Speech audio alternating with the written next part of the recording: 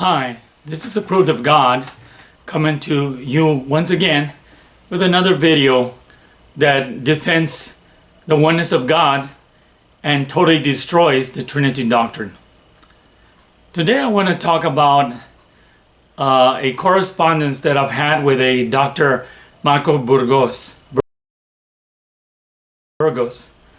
And we've been going back and forth, and he's been commenting, and I've been making sure that I copy paste everything that we talk about so that in the future any references will not be different than what actually took place.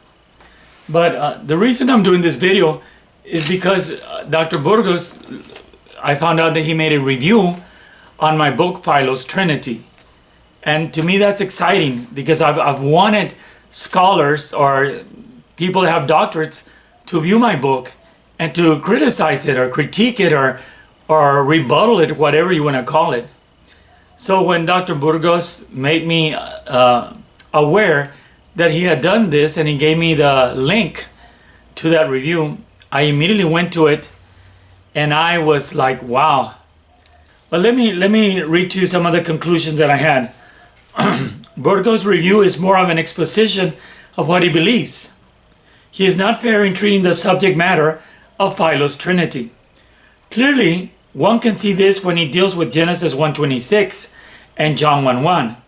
He is commenting through his Trinitarian lenses instead of following my argumentation. His review does not deal with the main idea of the book. That's the one thing that bothers me. If you're going to make a critique or a review of Philo's Trinity, you need to attack the main idea, not the other different things that are found in the book that you can critique when they're not even important. It says, his review does not deal with the main idea of the book. Instead, he picks and chooses points that really are not important to the entirety of the text. Examples. My book is not an exposition on the Babylonian triads. That was one of the things he mentioned, that I didn't expound on that, but that was not my intention, to expound on the Babylonian triads. Denies all the evidence set forth to prove Philo's connection to the Apostolic and Ante-Nicene Fathers. These are points already proven by other more wise scholars, such as Dr. William Lane Craig, Dr. Laria Ramelli, Dr. David Runia, Dr. Alfred Edersheim, and many others. The points that Philo is connected to the Apostolic and Ante-Nicene Fathers is something that's already been proven. My book just takes up those sources and I connect them with my view of what I saw in Philo's books and his dealing with the Trinity. Does it really matter that the Second Temple literature, what it teaches? Because Dr. Burgos is saying that I never touched on that, on the literature of the Second Temple, which was about the two powers of God.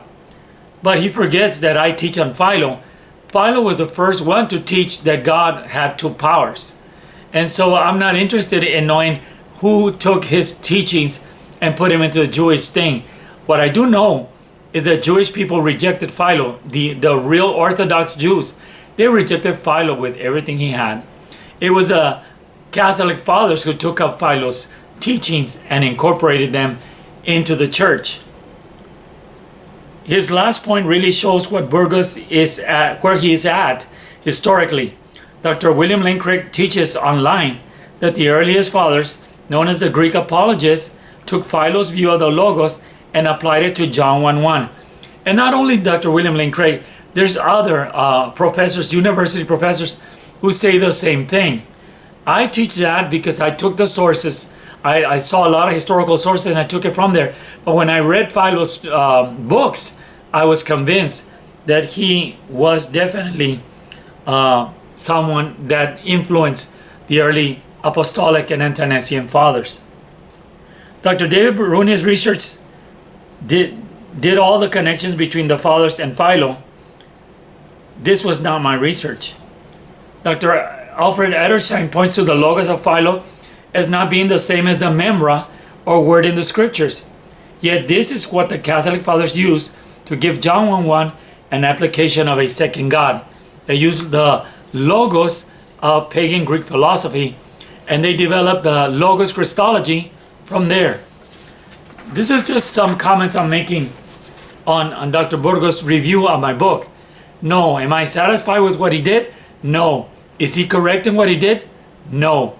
He really overlooked the main points of my book and the main facts of my book. Instead, he chose other little subjects on which to deal on, and that was not good. So these were my comments on Dr. Burgos' review of Philo's Trinity. And I would love for Dr. Burgos to make another video, or make a video where he refutes or engages in dialogue with me over these points. I don't want to argue, I don't want to fight, but I do want to prove certain points. So I would like to engage in dialogue instead of a debate where nobody wins. Dialogue, and then the viewers, you can judge whether one of us is right on or way off.